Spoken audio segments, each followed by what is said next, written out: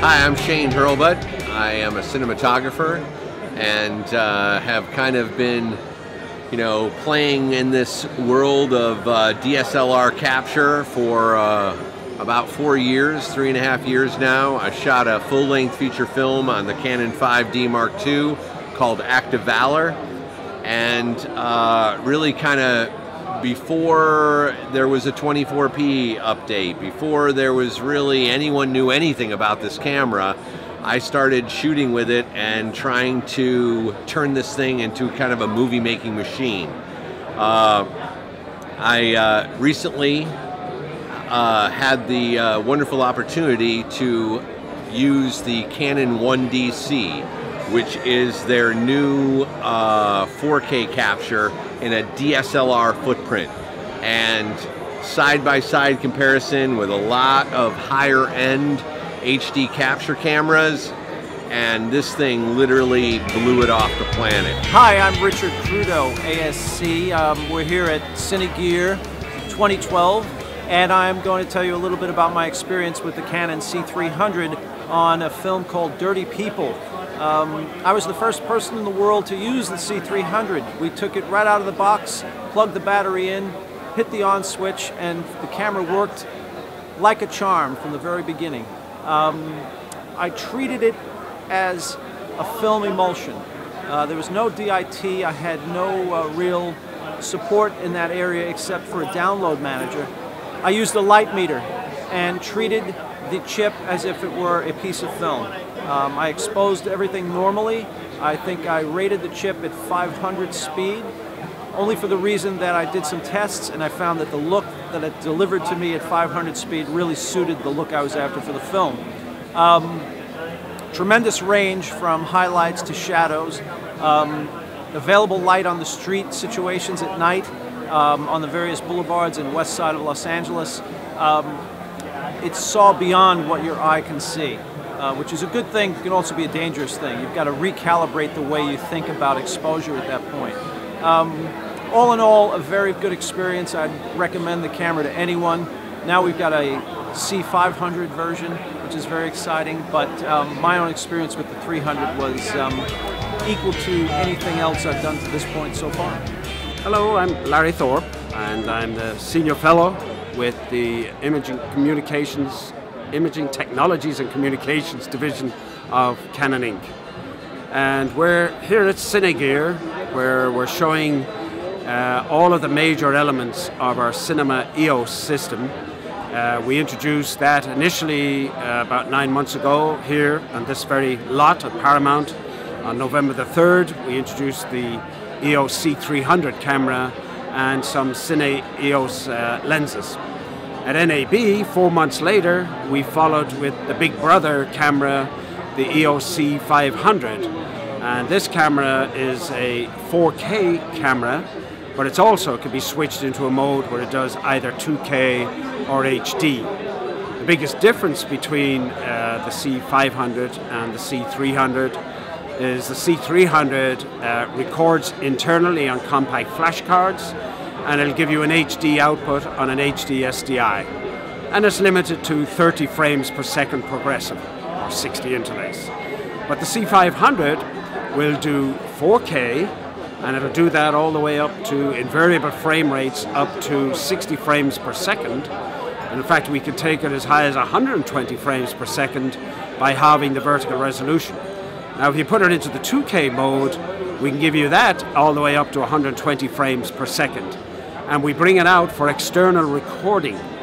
We're working with some 6 manufacturers, well-known international manufacturers of solid-state recorders, who can record compressed or uncompressed, 4K or 2K at all of these frame rates. So we're building out the system and extending the flexibility of the acquisition for digital movie making, television production, television commercial production, documentary, broadcast, etc.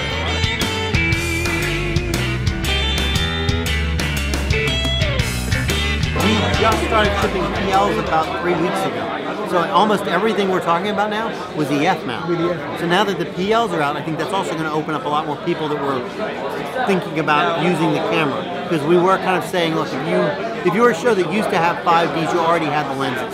But shows that have never invested in anything but PL, they're going to want PL, and we didn't ship those until about a month ago. And the 1DC. 1DC. How's that complementing the fact that you have two small body cameras that can do so much? And the 1DC can do even to 4K. 1DC will being go to 4K. a configuration of a DSLR. Right. You know, how that is being received up to this. Well, the 1DC is 4K in your hand.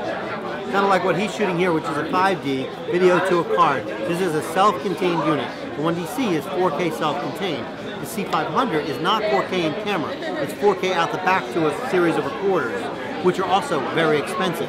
So it's a different investment. You've got a $15,000 1DC, but that's it, 4K for 15 grand. C500 at, I think we said about 30,000, but we haven't announced an official price yet.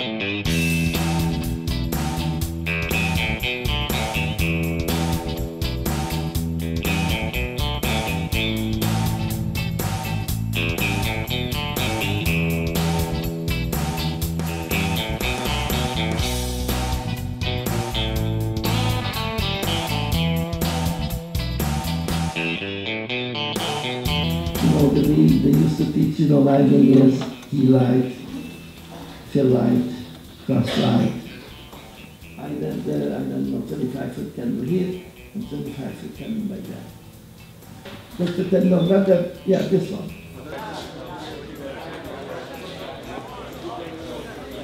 So here in the same, and this is in another sequence. We are actually in Ireland on the rooftop. This is just a set that was popped into the same stage. To the open stop of the zone. Well, I wanted to shoot with 5:1, which was 2:8, and I knew that I might have to go to 10:1.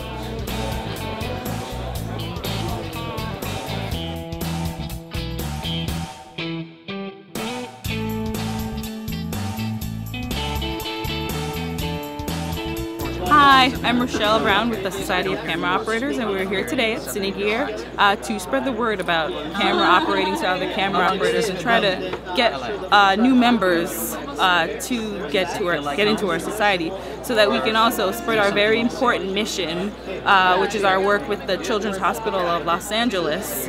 And as our motto in the SOC, it's "We see it first." So we feel it's really very, very important to work with the Children's Hospital of Los Angeles, because there are a lot of children who have bad vision and their parents aren't able to pay for whatever treatment is needed. So what we do as a society is we do fundraising, and all the proceeds from all our merchandise and everything we sell goes to the Children's Hospital to help take care of these surgeries and all these treatments that these children need in order to keep their vision. Because if some of them want to be camera operators like us, they have to be able to see the frame. Hi, I'm Tom Hallman. I'm the president of Picture Vision. Welcome to Cine Gear 2012. We're here again with the Eclipse, showing it off. Big news this year is we got a Technical Achievement Award from the Academy of Motion Picture Arts and Science. We're very proud of that. After being only on the market for 3 years, it's a little bit unprecedented. I think the reason is we've pretty much dominated the market in the last couple of years. We've done all the big features, the big action movies, the big box office hits this summer. I think we're on just about all of them. And the reason is because we can support just about any camera and lens that you can physically fit in there. We can support the new f/65, the Arri Alexa, the big 12:1 lenses, 3D, IMAX, iWorks. We pretty much do it all, and customers really appreciate that. Now we have LEDs. LEDs correct. were considered the worst light tool. I mean, everybody's looking for energy efficient lighting these days. I think that is the majority of the reasons that I would say that the people that fund films are looking for. Now, the one thing, if you want to be I'll be brand specific about this. Okay. The one which is an LED is how we differ from other manufacturers is we use a phosphor dome technology. Now, what does that mean? It means basically that in traditional LEDs, they're mass batch chipped, and how they get the color temperature is by infusing phosphor onto the chip. Now, doing that in a batch mode will send the array of lighting all over the spectrum. So the majority of LEDs out there kind of shift to the green, and they have to put magenta like a minus green to get the true film-friendly color. But if you use phosphor dome technology like we do, we basically mix the phosphor into an epoxy and cap each individual LED on the board. And that creates a consistency, and that consistency in turn gets you within the black body curve of true film-friendly color. So when you look at a more Richardson LED and you say this is a daylight fixture, you don't have an issue with mixing it with pre-existing fixtures.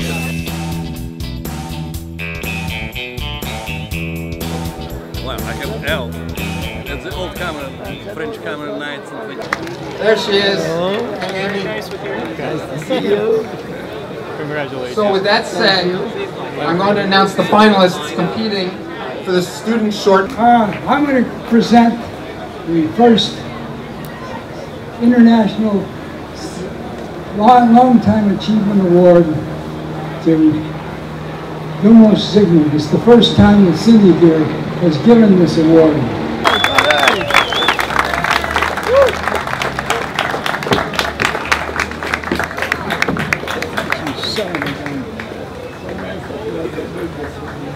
There you go. You're welcome. Okay. Say something. Here, Vilmos. We'll hold it for you. Hold it. Take a picture of this. That's the first one. I'm very happy that I'm accepting this award from all the people who are using all this beautiful new equipment, old equipment. And thank you, Haskell. You left actually, but I wanted to say that he was the first cinematographer who discovered me in San Francisco on a very tiny little movie.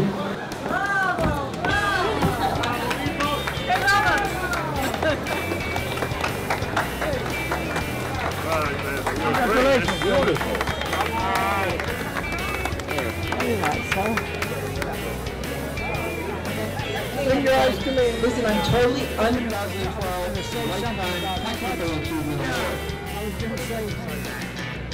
looked up